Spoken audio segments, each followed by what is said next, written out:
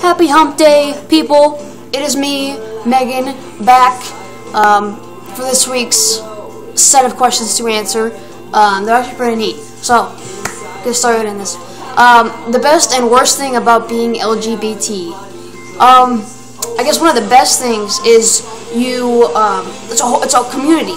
You know, no matter what, you always have something to connect you to this group of people.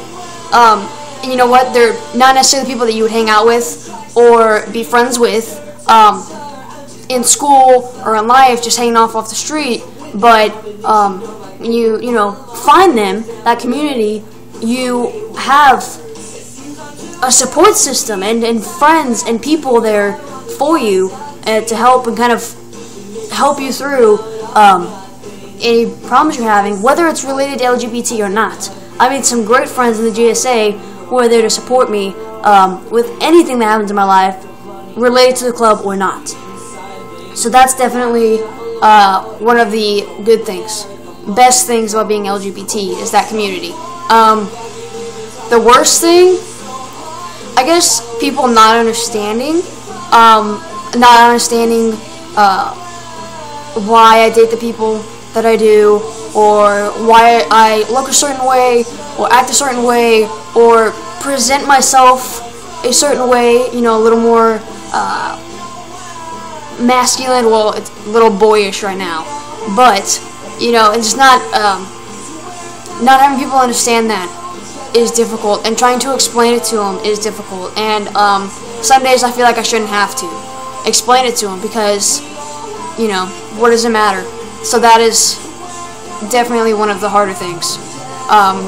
Is just not understanding, you know, people not understanding it, or even people on the inside of the community not understanding why someone does this, or why someone is bisexual, and it's just not understanding any of that, or why someone doesn't feel comfortable in the body that they're in and wants to be the opposite gender.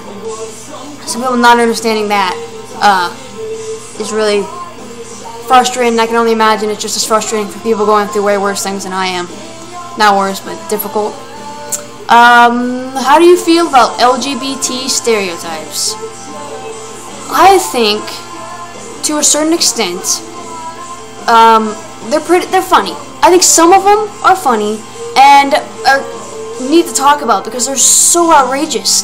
Obviously, not every gay man is very flamboyant and talks with a lisp, just like not every lesbian wears flannel.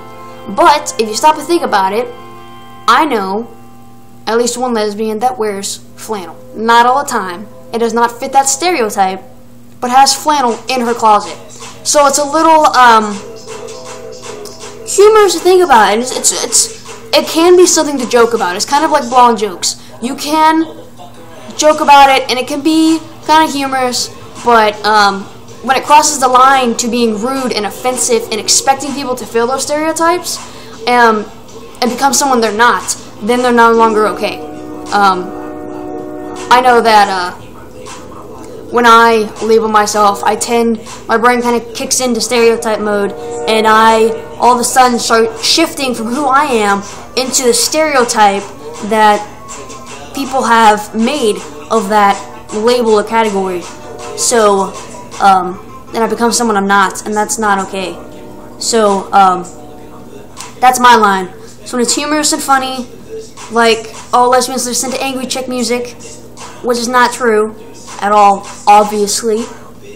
Kind of funny, humorous, something to talk about, but when they become offensive and you are expected to live by those stereotypes and become someone you're not, then they are not okay by any means. LGBT people that inspire me, and why? Ellen, for obvious reasons. If you don't like Ellen, no matter what your sexuality is, then you're insane. She's kind of like Oprah. Like, everyone just likes Oprah. So, oh, I apologize for the music. This is not clean. Warning for little kids. Earmuffs. This person on Tumblr, I used to watch her on YouTube, and then I started following her on Tumblr when I got one. She, really helped me out with some stuff, when I was trying to figure out who I was, weird, confusing time. It was an awful experience to, have to deal with that. But she really helped me out with some stuff. I might put her link below or wherever it is, so just in case, I don't know. But she really helped me out with some stuff. And there's this guy that came to the GSA meeting, and he actually went to my high school years before we got there, and was out.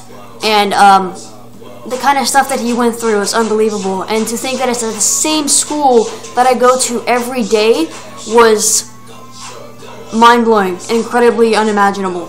But he showed that things do get better. He's incredibly successful. I believe he's like a director on Broadway.